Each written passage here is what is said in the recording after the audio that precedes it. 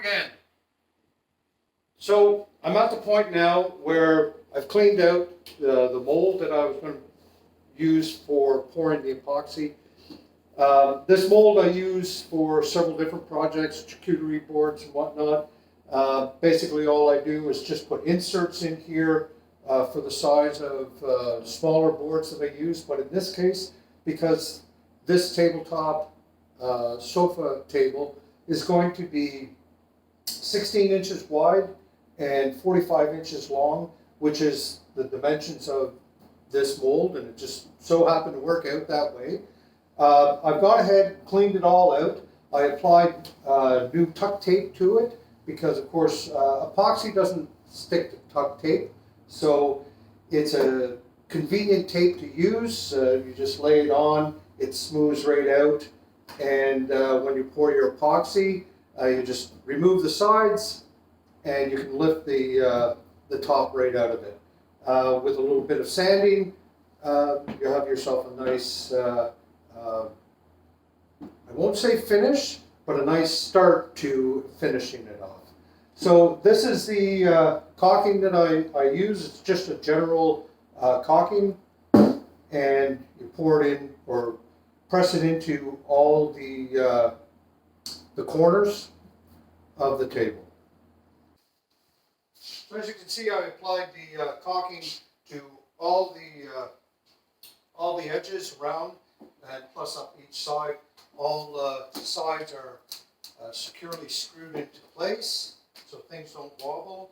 And what I also like to do is to caulk the outside as well, because I ran into a situation where I poured epoxy and there was a leak in the caulking on the inside, and it ran all over the table and onto the floor. It created a huge mess. So just to make sure that doesn't happen next time, I'm going to caulk the outside. I'll go ahead and do that now.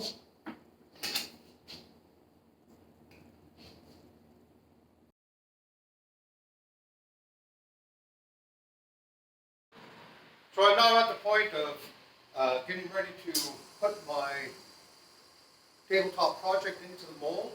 Let me just bring it over here.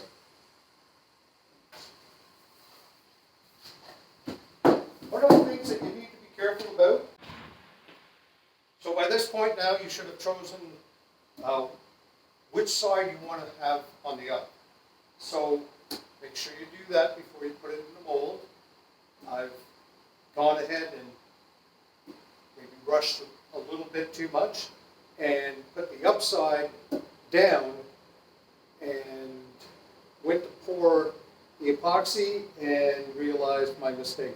Luckily enough, I didn't pour it and was able to turn it the other way. Anyways, so this is my downside, and the reason for that, even though it has a nice slope on it, the width of the flat down here at the bottom is not desirable for me. So I'm just going to go ahead, flip this over, slide it into the mold, get it aligned with how I want it to sit in there, and that's it. One step that I also do before I put it in there is I run a bead of caulking on the bottom side. Even though I am going to clamp the board into the mold, because wood floats in epoxy, so you don't want your wood piece floating up and all your resin running underneath it. But just in case there are some impurities, some actually hollows or rises in the bottom of this board, hopefully some of this caulking will keep the resin from running underneath the board. So let's go ahead and we'll put that in place.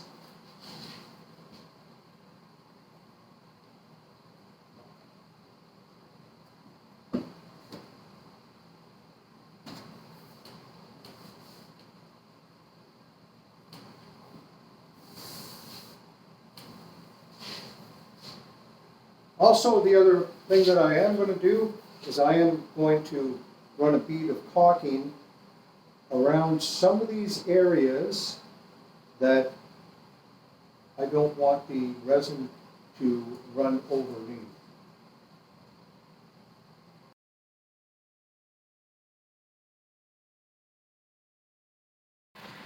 You may be wondering how I'm going to fill these knots that are on the inside that I've dug out, and there's quite a few of them.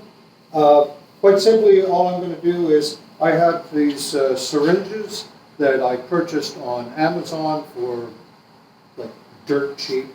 Quite quickly, I'm going to, when I have my resin mix made up, I'm just going to suck up some of it into the syringe and easily pour it into each of these. Again, I may put a bead of caulking around this just to make sure that none of the overflow runs all over the rest of the board.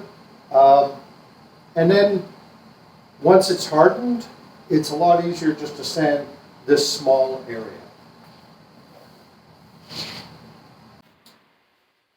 So now that I have the piece in the mold, the next thing that we have to do is calculate out how much resin we're going to pour. It may surprise you the amount that goes into this, but it's how you calculate it out. Remember, you're pouring 2 inches here, so that's a lot of resin. So all you're going to do is measure from the edge to the edge of the board. Taking measurements about every 6 inches, and where this board had quite a slope that you can't see that's underneath here, you have to sort of guesstimate how much that is. So in this case, even though it does show 5 inches, I understand that there's a slope in there, so I'm going with 6 inches, 5 inches here, 5 inches, 4 inches, 3, and so on and so forth. Go all the way around. Each measurement you take, I just write it down on the thing, total that up. And I also, at the end of it all, I'm going to add in another 2% of resin, because no matter how much you try, and even though I did put a bead of caulking underneath to try to limit the amount of resin that leaks underneath the table, inevitably you're going to get some leakage in there. So I gave myself a 2% of this total for that waste. And unfortunately, it is waste, because after it's all cured, you're going to take this out of the mold and you're going to sand or in some way remove that from the board. So the calculation that I've done with this, and I'll link a really good video by Blacktail Studios on how to take these calculations, what they mean. This guy is a pro at doing these type of tables, and his estimating method works. So I've estimated that this is going to take 11 liters of epoxy. You can go look to see how much epoxy is on Amazon, but it does get a little pricey, but that's why these tables are the price that they are. As I said before, these knots here, I'm just going to use a syringe, take up some of the epoxy, and fill in these the holes in this table.